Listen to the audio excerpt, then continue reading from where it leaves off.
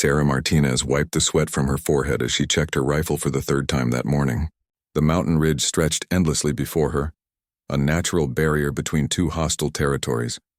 She had been stationed here for 6 months now, always in the background, always the backup sniper. While her partner Jake took the primary shots, Sarah watched through her scope, ready but rarely needed. The morning sun cast long shadows across the rocky terrain. Sarah's position was carefully chosen, hidden behind a cluster of boulders with a perfect view of the valley below. Her commanding officer had made it clear when she arrived that she was here to support, not to lead. "You're good, Martinez, but Jake's been doing this for 5 years," Captain Reynolds had said. "Learn from him, and maybe someday you'll get your chance." That someday felt very far away as Sarah adjusted her position on the uncomfortable rocks. Jake lay 20 feet to her left, his eye glued to his scope. They had been watching the enemy supply route for weeks now. Intelligence suggested that high-value targets would eventually use this path, but so far, they had only seen routine patrols and supply trucks. Sarah's radio crackled softly. "Overwatch, this is base. Any movement on your sector?" The voice belonged to Lieutenant Chen, their communications officer. Jake responded immediately. "Negative, base, all quiet on the ridge." Sarah said nothing as usual. She wasn't supposed to communicate directly with base unless Jake was down or unavailable. It was a rule that frustrated her, especially when she spotted things that Jake missed, like the unusual tire tracks she had noticed yesterday, or the way the enemy patrols had changed their timing by 15 minutes over the past week. As the day wore on, Sarah found herself studying the terrain below with more intensity than usual. Something felt different about today. The wind carried sounds differently, and the enemy's morning patrol was late. She glanced at Jake, who seemed relaxed, almost bored. He was good at his job, but Sarah wondered if his experience had made him too comfortable. Around noon, Sarah spotted movement in the distance. 3 vehicles were approaching from the east, moving faster than usual supply convoys. She tapped Jake's shoulder and pointed. He swung his rifle toward the vehicles and studied them through his scope. "Just another supply run," Jake said after a moment. "Same trucks we've been seeing all week." But Sarah wasn't convinced. She kept watching as the vehicles drew closer. Something about their formation seemed different. The lead truck was maintaining unusual spacing from the others, and there was a 4th vehicle following at a distance that she hadn't seen before. As the convoy entered the valley, Sarah noticed armed guards positioned differently than in previous runs. These weren't regular supply escorts. The men were more alert, scanning the ridges constantly. One of them even had equipment that looked like communication gear typically used by higher-ranking officers. Sarah wanted to say something, but Jake seemed confident in his assessment. She continued watching, her instincts telling her that this was no ordinary supply run. The 4th vehicle, a black SUV, had now caught up to the convoy. Through her powerful scope, Sarah could make out figures in the SUV that looked different from regular soldiers. The convoy stopped in the valley, apparently for a routine check. But instead of the quick stop she had observed before, this one stretched longer. Men got out of the vehicles and formed a perimeter. That's when Sarah saw him clearly through her scope. A man in a different uniform with insignia that made her heart race. This was no supply officer. This was someone important. Sarah's training kicked in. She began calculating distance, wind speed, and bullet drop. Her breathing steadied as she tracked the target through her scope. But Jake was the primary shooter. She couldn't take action without his approval or a direct order from base. The rules were clear, and breaking them could mean serious consequences for both of them. The important-looking figure moved between vehicles, apparently inspecting something. Sarah had a clear shot, but the opportunity window was closing fast. She looked at Jake, who was focused on a different part of the convoy, seemingly unaware of the high-value target that had just presented itself. Time seemed to slow down as Sarah faced a decision that could change everything. She could follow protocol and let this opportunity slip away, or she could trust her instincts and training. The target was in her crosshairs. The conditions were perfect, and her finger rested gently on the trigger. Everything she had trained for had led to this moment on the ridge, where a backup sniper would have to decide whether to remain in the shadows or step into the light. Sarah's finger tightened slightly on the trigger as she watched the high-value target through her scope. The man in the different uniform was now standing completely still, making a phone call. It was the perfect shot. Clear line of sight, steady target, optimal range. But the rules echoed in her mind. She was backup. Jake was primary. She glanced at Jake one more time. He was still focused on the wrong part of the convoy, tracking regular soldiers instead of the obvious priority target. Sarah made a split-second decision that would change her life forever. She controlled her breathing, aligned her crosshairs, and gently squeezed the trigger. The rifle's report echoed across the valley like thunder. Through her scope, Sarah watched the target drop instantly. The convoy exploded into chaos as soldiers scrambled for cover, shouting and pointing toward the ridge. Vehicle engines roared to life as the remaining members of the convoy prepared for immediate evacuation. "What the hell, Martinez?" Jake spun toward her, his face twisted with anger and confusion. "You don't have authorization to take that shot." But Sarah was already tracking other targets, her training taking over completely. 2 enemy soldiers were trying to drag the fallen figure to safety. She fired again, forcing them to abandon their rescue attempt and dive for cover behind a truck. The precision of her shots kept the entire convoy pinned down. Jake grabbed his radio. "Base, this is Overwatch. Martinez has engaged targets without authorization. Repeat, unauthorized engagement in progress." The radio crackled immediately. "Overwatch, what is your situation? Report status of targets." Jake hesitated, looking through his scope at the chaos below. "Base, it appears Martinez hit a high-value target.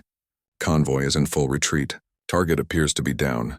"Did you say high-value target, Overwatch?" "Confirm nature of target." Sarah finally spoke into her radio, breaking protocol completely. "Base, this is Martinez. Target was wearing Colonel's insignia. Enemy field commander based on vehicle positioning and security detail. Clean hit, target neutralized." The radio went silent for a long moment. Sarah could hear Jake breathing heavily beside her. Whether from anger or adrenaline, she couldn't tell. The convoy below was now in full retreat, leaving behind equipment and supplies in their rush to evacuate. Finally, the radio crackled back to life. "Overwatch, maintain position and observe. Do not engage further targets unless directly threatened. We're sending a reconnaissance team to assess the situation." Sarah lowered her rifle and began documenting everything she had observed. The unusual spacing of vehicles, the different security protocols, the communication equipment, and most importantly, the insignia and behavior of the target she had eliminated. Her hands were steady as she wrote, muscle memory from months of training taking over. Jake was still staring at her with a mixture of anger and disbelief. "Do you realize what you've just done? You could be court-martialed for this. There are procedures, Martinez. You don't just decide to take shots because you feel like it." "I identified a high-value target that you missed," Sarah replied calmly, continuing to document the engagement. "The shot was clean, the target was legitimate, and the opportunity was closing fast. That's not the point. I'm the primary shooter here. You're backup. You don't act without my orders or direct authorization from base." Sarah understood Jake's anger, but she also knew she had made the right call. The target she had eliminated was clearly someone important, someone whose presence in that convoy was significant enough to warrant immediate action. The enemy's panicked retreat confirmed this. Over the next hour, Sarah and Jake maintained their position while waiting for the reconnaissance team. The valley below remained empty except for the abandoned equipment and supplies left behind by the fleeing convoy. Sarah used this time to review every detail of the engagement, preparing for the inevitable debriefing that would follow. Her radio buzzed with a direct communication from base. "Martinez, this is Captain Reynolds. Remain in position but prepare for immediate extraction after recon team confirms your target. Command wants a full debriefing within the hour." The tone in Captain Reynolds' voice was impossible to read. It wasn't angry, but it wasn't pleased either. It was the voice of someone who knew that everything had just changed, and that explanations would need to be given to people much higher up the chain of command. As the reconnaissance team finally appeared in the valley below, Sarah gathered her equipment and prepared for whatever consequences her decision would bring. She had broken protocol, defied orders, and acted on her own initiative. But she had also potentially eliminated a high-value enemy target that could have significant impact on ongoing operations. The question now was whether her superiors would see her actions as insubordination or as exactly the kind of initiative and skill they needed in their snipers. Either way, Sarah Martinez was no longer just the backup on the ridge. The helicopter extraction felt like the longest 20 minutes of Sarah's life. She sat in silence while Jake stared out the window, still angry about her unauthorized shot. The reconnaissance team had confirmed her target was indeed a high-ranking enemy officer. But that didn't seem to matter to Jake or change the fact that she had broken protocol. Back at base, Sarah was immediately escorted to the debriefing room. Captain Reynolds was waiting for her, along with two officers she didn't recognize. One wore the uniform of military intelligence and the other had general's stars on his collar. Sarah's heart pounded as she realized how serious the situation had become. "Sit down, Martinez," Captain Reynolds said, his voice neutral and professional. "These are Colonel Zhang from Intelligence and General Morrison from Regional Command. They want to hear about what happened on the ridge." General Morrison leaned forward, his gray eyes studying Sarah intently. "Corporal Martinez, I want you to walk us through everything you observed today, starting from when you first noticed the convoy." Sarah took a deep breath and began her account. She described the unusual vehicle spacing, the different security protocols, the timing changes she had noticed over the past week, and the moment she identified the high-value target. She explained her calculations for the shot and her decision to engage without authorization. "You say you noticed changes in enemy patrol timing over the past week?" Colonel Zhang interrupted. "Why wasn't this reported?" "I mentioned it to my partner Jake, sir, but we were told to only report significant movements or confirmed targets." General Morrison exchanged a glance with Colonel Zhang. "And you're certain about the target's rank insignia?" "Yes, sir. Through my scope at 800 meters, I clearly observed Colonel's insignia and command staff behavior. The security detail and communication equipment confirmed he was high value." The room fell silent as the officers reviewed Sarah's written report. She had documented everything meticulously, including wind conditions, bullet trajectory calculations, and post-engagement observations of enemy behavior. Colonel Zhang spoke first. "Your marksmanship scores from training are excellent, Martinez. Top 5% of your class. But your actions today violated direct orders and chain of command." "Yes, sir, I understand that." General Morrison leaned back in his chair. "Tell me, Martinez, what would you have done if your partner had ordered you not to take the shot?" Sarah hesitated. This was the crucial question, and her answer could determine her entire military future. "Sir, with respect, I would have tried to convince him of the target's value. But if he still refused and the opportunity was disappearing, I believe I would have made the same decision." The general's eyebrows raised slightly. "Even knowing the consequences?" "Yes, sir. My duty is to eliminate high-value enemy targets when the opportunity presents itself. I calculated that the potential strategic value outweighed the disciplinary consequences." Captain Reynolds shifted uncomfortably in his seat. Sarah could see he was worried about how her direct answers might be received by the senior officers. Colonel Zhang pulled out a folder and opened it on the table. "Martinez, what I'm about to tell you is classified. The target you eliminated today was Colonel Viktor Petrov, the enemy's chief logistics coordinator for this entire region. We've been trying to locate him for 8 months." Sarah felt her breath catch in her throat. She had suspected the target was important, but this exceeded even her best-case assessment. General Morrison continued. "Colonel Petrov's elimination will significantly disrupt enemy supply operations throughout this theater. Our intelligence estimates suggest this single action could advance our operational timeline by several weeks." The room was quiet as Sarah processed this information. Her unauthorized shot had apparently achieved something that months of planned operations had been trying to accomplish.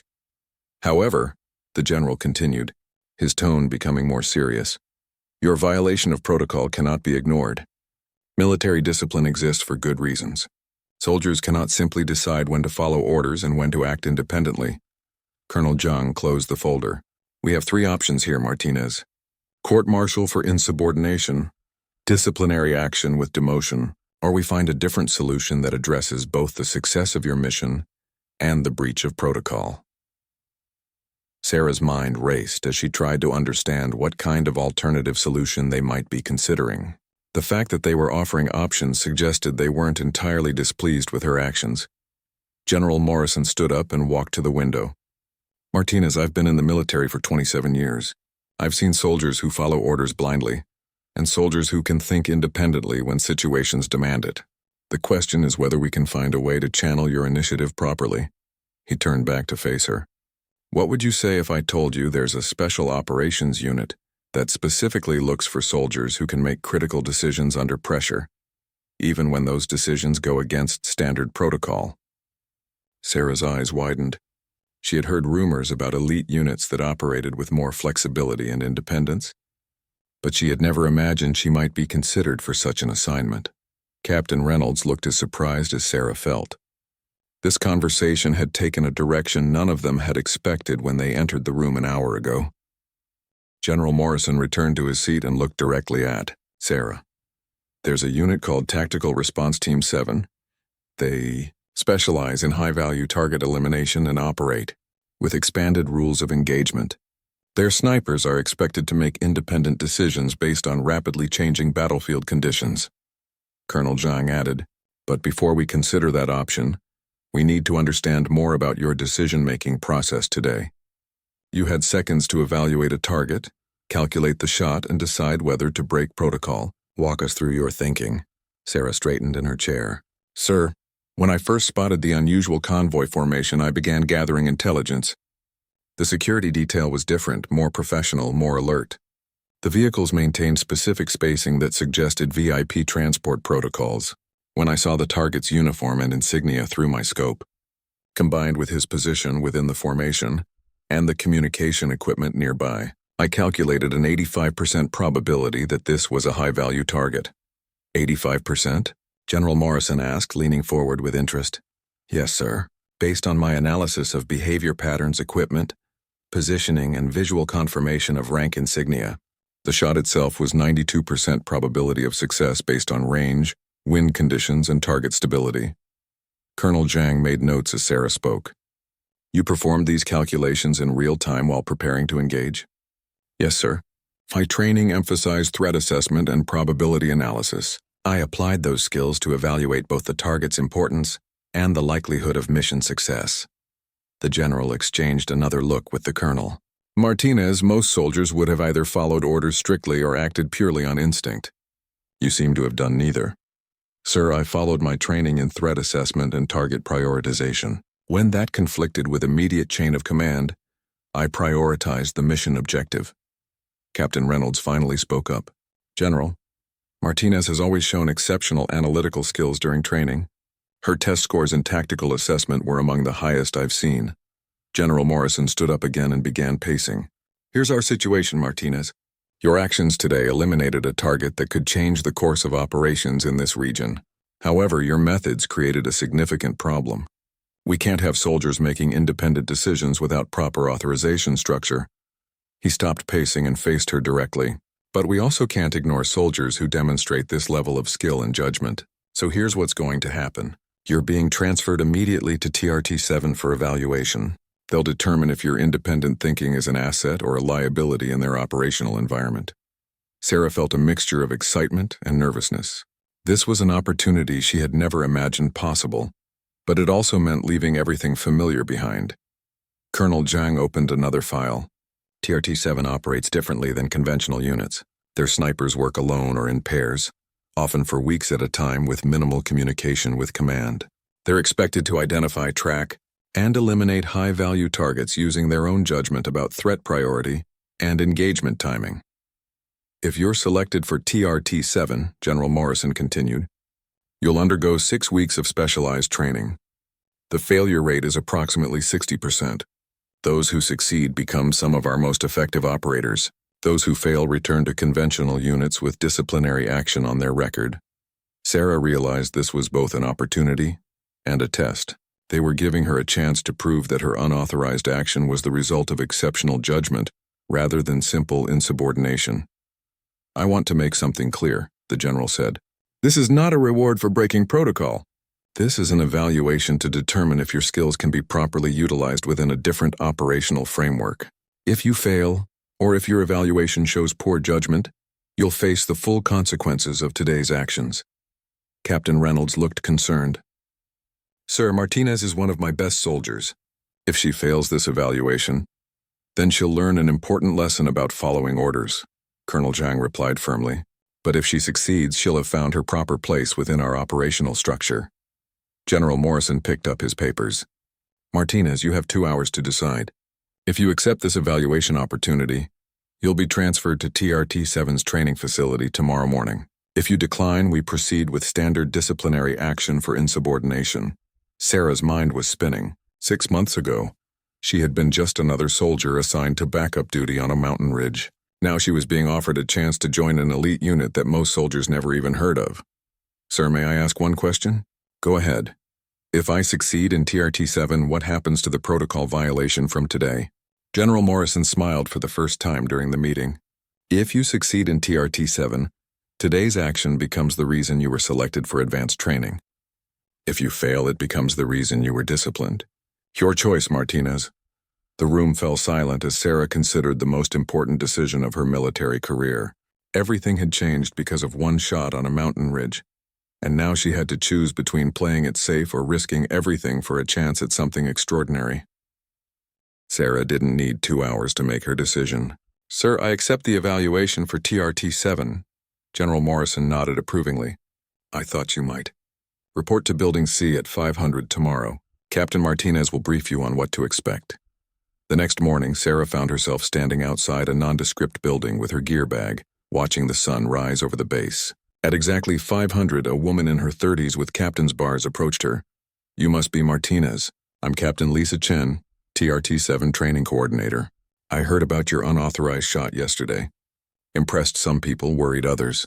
Sarah shouldered her bag and followed Captain Chen inside. Ma'am, I'm ready for whatever training you have planned. Captain Chen smiled grimly. We'll see about that. TRT-7 isn't just about marksmanship, Martinez. We need soldiers who can survive alone in hostile territory for weeks, make life or death decisions with incomplete information, and complete missions that conventional forces can't handle. The building's interior looked like a combination of classroom and high-tech training facility. Computer screens lined one wall and detailed terrain maps covered another. Several other soldiers were already present, all looking experienced and confident. This is week 1 of your evaluation, Captain Chen announced to the group. Some of you are transfers like Martinez here. Others are returning from failed missions that need review. Everyone starts equal, and everyone can fail. Over the next several days, Sarah was pushed harder than she had ever been pushed before. The training combined advanced marksmanship with survival skills, tactical analysis, and psychological evaluation. Each day brought new challenges that tested not just her shooting ability, but her judgment under extreme pressure. On day 3, Sarah found herself in a simulated urban environment with moving targets, civilian mannequins, and split-second decisions about who to engage.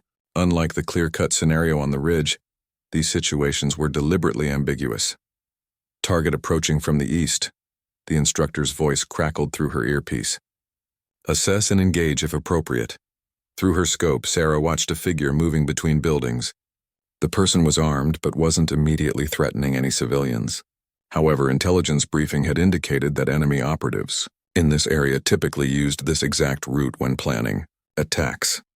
Sarah had to decide whether to wait for a clear threat or engage based on probability and intelligence assessment. She thought back to her decision on the ridge and applied the same analytical approach. The target's movement pattern, equipment, and timing suggested an 80% probability of hostile intent. She took the shot. Explain your decision. Martinez, the instructor said immediately. Target movement consistent with enemy operative patterns from intelligence briefing. Armed individual in restricted zone with no apparent legitimate purpose. Probability assessment indicated high likelihood of threat to civilian population. Correct assessment. Target was carrying explosives intended for marketplace bombing. Next scenario. By the end of the first week, 3 candidates had been eliminated from the program. Sarah remained, but she could feel the pressure mounting with each increasingly difficult scenario. Captain Chen gathered the remaining candidates in the briefing room. Week 2 focuses on long-term independent operations. You'll be deployed individually to different locations with minimal communication and specific mission objectives. Some of you will receive opportunities to engage high-value targets. Others will spend days gathering intelligence. All of you will be evaluated on judgment, adaptability, and mission completion. Sarah was assigned to a mountainous region similar to where she had been stationed before, but this time she would be completely alone. Her mission was to monitor enemy supply routes and eliminate any high-value targets that presented themselves. Using her own judgment about priority and timing, for 5 days, Sarah maintained her position on a rocky outcrop, observing enemy movements and documenting patterns. The solitude was more challenging than she had expected. Without Jake's presence, even as frustrating as it had been, she felt the weight of complete responsibility for mission success. On the 6th day, Sarah observed something unusual. Enemy patrols had changed their routes and supply convoys were using different timing than her intelligence briefings had indicated. This suggested that either her intelligence was outdated or the enemy had detected surveillance presence. Sarah faced a critical decision. She could maintain her position and continue following her original mission parameters, or she could adapt to the changing situation and reposition based on new enemy patterns. She chose to adapt. Sarah moved to a new observation point that better covered the enemy's new routes. Within hours, she spotted a convoy that included vehicles matching the description of high-value target transport. Through careful observation, she identified 3 potential targets, but could only engage one before the others would be alerted. Using the same analytical approach that had served her on the ridge, Sarah prioritized her targets and prepared for engagement. This time, however, there was no Jake to be angry with her, no immediate backup, and no possibility of quick extraction if things went wrong. As she aligned her crosshairs on the highest priority target, Sarah realized that everything had led to this moment. Her unauthorized shot had opened a door to this opportunity, and now she had to prove that her judgment and skills were worth the risk everyone was taking on her. Sarah steadied her breathing and squeezed the trigger. The shot echoed across the valley and her target dropped immediately. The convoy erupted into chaos, but Sarah was already tracking her second priority target. She fired again before the enemy could establish defensive positions. 2 confirmed hits. High-value targets eliminated. Mission success. But Sarah's real test came in the extraction phase. Instead of immediate evacuation, she had to maintain position for another 48 hours to observe enemy response and gather intelligence about their command structure disruption. Alone on the mountain with enemy forces searching for her, Sarah demonstrated the independence and judgment that TRT-7 required. When the extraction helicopter finally arrived, Captain Chen was aboard personally. As they flew back to base, she reviewed Sarah's mission report and target confirmation photos. 2 high-value targets eliminated, intelligence gathered on enemy response protocols, and 0 compromise of position, Captain Chen said over the helicopter's noise. "Martinez, you've exceeded every expectation we had." Back at the evaluation facility, Sarah learned that her performance had been exceptional among the candidates. While others had struggled with the isolation and independent decision-making, she had thrived in the autonomous operational environment. General Morrison was waiting in the debriefing room when Sarah arrived. "Congratulations, Martinez. You've successfully completed TRT-7 evaluation. Your unauthorized shot on the ridge wasn't insubordination. It was a preview of exactly the kind of soldier we need." Colonel Zhang reviewed her final scores. Top marks in marksmanship, tactical analysis, independent operations, and judgment under pressure. "You're exactly what TRT-7 was designed for." Sarah felt a mixture of relief and excitement. The risk she had taken by breaking protocol had led to the opportunity of a lifetime. "There's one more thing," General Morrison said, pulling out a folder. "We've been monitoring enemy communications since your ridge engagement and your evaluation missions. Your elimination of Colonel Petrov has disrupted their entire regional logistics network. Your 2 targets from the evaluation were his replacement coordinators. The enemy supply operations in this theater are now in complete disarray." Captain Chen smiled proudly. "Sarah, you've single-handedly set back enemy operations by months, possibly longer. This is the kind of strategic impact that TRT-7 is designed to achieve." Sarah realized that her journey from backup sniper to elite operator had been about more than just marksmanship or breaking rules. It had been about recognizing opportunities, making difficult decisions, and taking responsibility for the consequences. "What happens now?" Sarah asked. General Morrison stood up. "Now you begin your real career with TRT-7. You'll be assigned to Alpha Team with 2 other operatives. Your first mission begins next week in a classified location where enemy leadership has been spotted. This time, you won't be backup to anyone." As Sarah left the debriefing room, she reflected on how much had changed since that morning on the ridge. Her decision to take an unauthorized shot had seemed like a career-ending mistake at the time. Instead, It had revealed her true potential and led to opportunities she never could have imagined. Captain Chen walked alongside her toward the TRT-7 operations building.